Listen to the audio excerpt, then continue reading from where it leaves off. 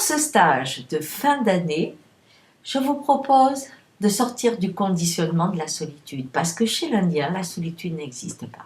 Nous, on est conditionnés pour avoir ce sentiment douloureux, angoissant, mais qui permet souvent de bouger ou de s'immobiliser. Nous sommes conditionnés pour le nourrir en permanence. Et donc, en sortir vous permettra d'être un homme libre. Nous ne ferons peut-être pas le grand saut, mais nous ferons en tout cas un grand pas. C'est quoi la solitude? Peut-être que cela peut être intéressant pour vous de regarder toutes ces facettes. Il y a 3 sortes de facettes dans la solitude. Il y en a une qui est le conditionnement extérieur. Quand on est jeune, si on est mis de côté, c'est qu'on est différent. On vit la solitude parce qu'on n'est pas normal.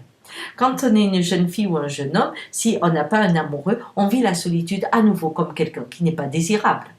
Mais ensuite, si on n'est pas en couple et qu'on n'a pas pondu à un certain état, à une certaine époque de la vie, à nouveau, on est quelqu'un qui doit avoir un problème pour ne pas avoir une personne à côté qui veut s'investir avec elle. Mais de la même façon, si à 60 ans ou même un petit peu plus tôt, plus tard, vous êtes veuf ou veuve, eh bien, vous êtes à nouveau quelqu'un qui va poser problème dans le monde extérieur, parce que vous devenez une menace et qu'on ne sait pas très bien comment vous inviter ou quelle place vous donner.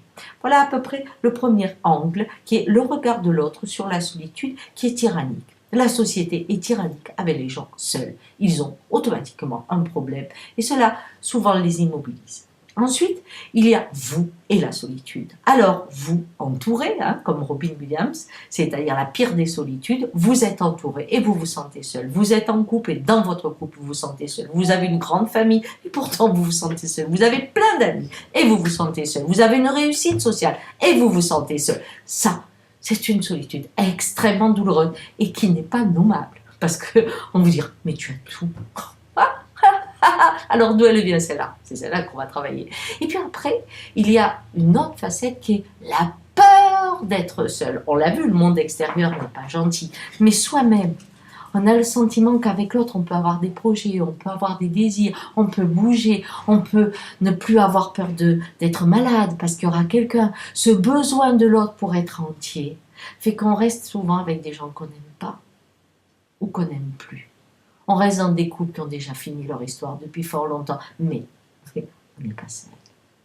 Et ces facettes-là, je vous propose de les travailler. Vous en prenez une, celle qui est pour vous la plus douloureuse, et dans le regard de l'Indien, nous allons travailler l'origine de ce conditionnement et comment en sortir. Voilà, c'est le voyage que je vous propose avec joie, et je vous y accompagnerai avec bonheur.